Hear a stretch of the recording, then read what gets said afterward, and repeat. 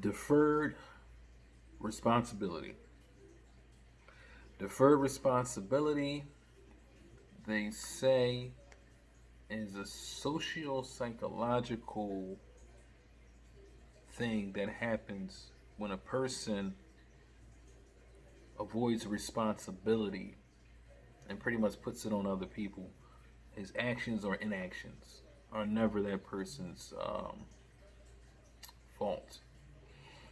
Um, I wanted to talk about that for a little bit, mainly because I feel like everyone has a season to where they do something of this nature. When I talked about another video, the devil made me do it. This is a perfect example of deferred responsibility. Instead of taking responsibility, you put your responsibility on someone else. Um, you being late for work, and you blame your parents for not waking you up when you know how to set an alarm. It's things like that.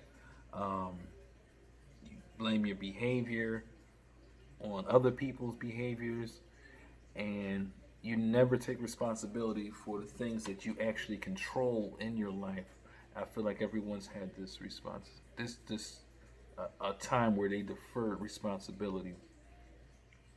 Um, and then there's other people, you know, who may not have ever stopped doing that, and there's always an external force that's stopping you from being who you want to be, doing what you're supposed to do, being where you're supposed to be, living up to your commitments. It's always someone else's fault. Now, for most people, you have a time, is usually teenage years, when you're growing up and you're learning more about yourself and about the world and responsibility. And in those times, you have a lot of excuses for why this isn't done or that's not done.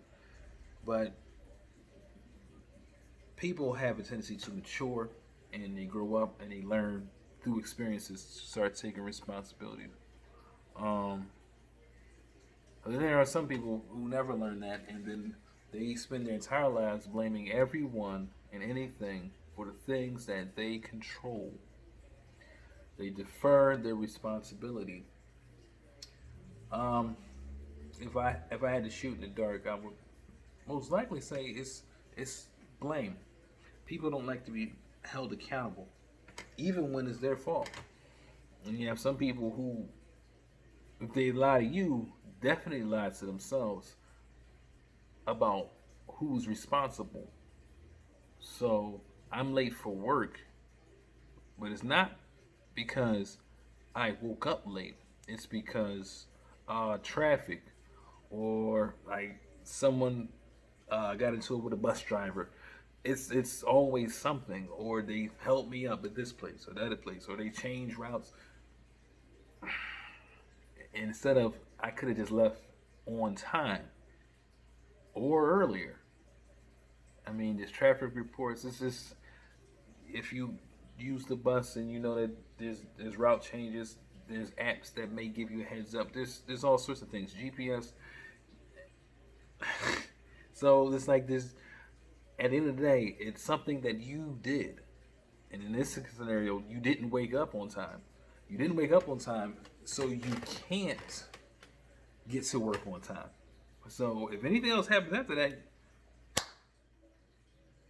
even if it was a traffic jam, even if it was a detour or something held you up, if you would have left on time, you would have avoided all these things. But even if none of these things happen, you still left late. So it's just the excuse instead of reason theory. Excuse instead of reason theory.